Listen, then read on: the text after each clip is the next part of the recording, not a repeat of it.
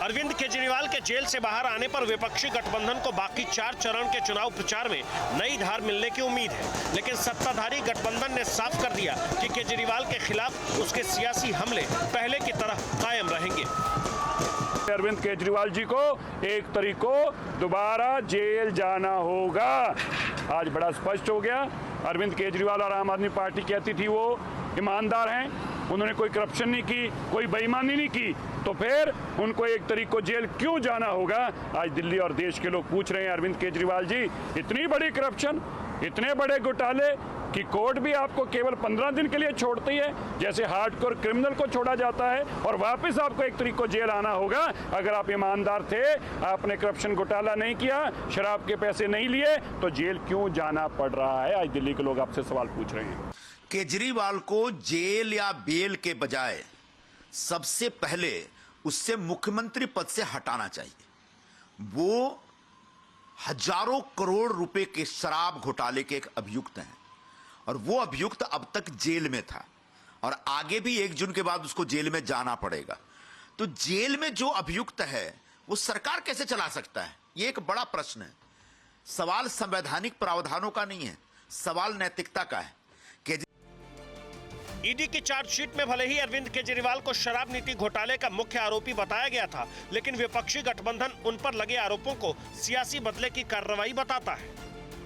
उम्मीद करते हैं कि 4 जून के पश्चात प्रधानमंत्री मोदी, जो कि तब तक भूतपूर्व प्रधानमंत्री हो जाएंगे, उन्हें समय मिलेगा कि वो साबरमती आश्रम में बैठकर और थोड़ी आत्मचिंतन करें किस तरह की राजनीति वो करते हैं। कांग्रेस उम्मीद जता रही है कि उसकी सहयोगी जेएमएम के नेता हेमंत सोरेन भी जल्द ही जेल से रिहा होंगे, लेकिन संयोग देखिए कि जिस दिन अरविंद केजरीवाल को सुप्रीम कोर्ट से अंतरिम जमानत मिली, उसी दिन देश की सबसे बड़ी अदालत ने हेमंत सोरेन की उस अर्जी को खारिज कर दिया जिसमें उन्होंने अपनी गिरफ्तारी को चुनौती दी थी। विपक्षी गठबंधन चुनावी मौसम में हेमंत सोरेन और अरविंद केजरीवाल की गिरफ्तारी को पहले ही मुद्दा बना रहा है, लेकिन अब अरविंद केजरीवाल रिहा हो चुके हैं। ऐसे में चुनाव प्रचार के दौरान वो अपनी गिरफ्तारी को सियासी कार्रवाई बताकर बीजेपी को घेरने और कोसने में कोई कसर नहीं छोड़ेंगे। अरविंद केजरीवाल चुनाव प्रचार के लिए झारखंड भी जा सकते हैं, क्योंकि केजरीवाल और हेमंत सोरेन की गिरफ्तारी के बाद विपक्षी गठबंधन की दिल्ली और रांची में हुई रैली में दोनों नेताओं की पत्नियों ने मोर्चा संभाला, तो इस दौरान सुनीता केजरीवाल और कल्पना सोरेन की जबरदस्त जुगलबंदी देखी गई। वैसे झारखंड में आम आदमी पार्टी तो चुनाव नहीं लड़ रही, लेकिन विपक्षी गठबंधन इंडिया के 4 घटक दल इस सूबे में बीजेपी के खिलाफ एकजुट होकर लड़ रहे हैं। झारखंड में पिछली बार बीजेपी के गठबंधन एनडीए ने 55% वोट और 12 सीटें हासिल की, तो कांग्रेस के गठबंधन यूपीए ने 32% वोट और सिर्फ 2 सीटें हासिल की। अब की बार हेमंत सोरेन की गिरफ्तारी से विपक्षी गठबंधन को सहानुभूति वोट मिलने की उम्मीद है। ऐसे में इस नैरेटिव को नया तेवर देने के लिए अरविंद केजरीवाल भी चुनाव प्रचार के लिए झारखंड पहुंच सकते हैं। चुनाव संपन्न नहीं होंगे तब तक ईडी का कोई समझ इनको नहीं जाएगा, ना इनको बुलाया जाएगा।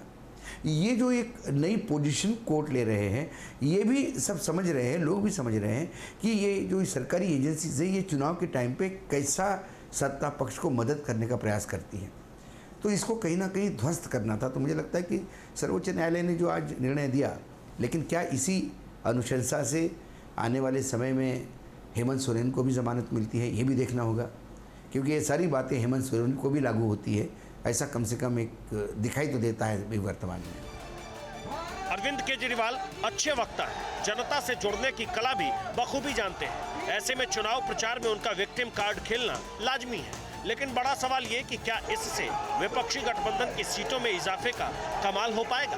Bureau report, TV9 Bharatvarsh. और इसी के साथ ही वक्त एक ब्रेक का। आप देखते रहिए TV9 भारतवर्ष।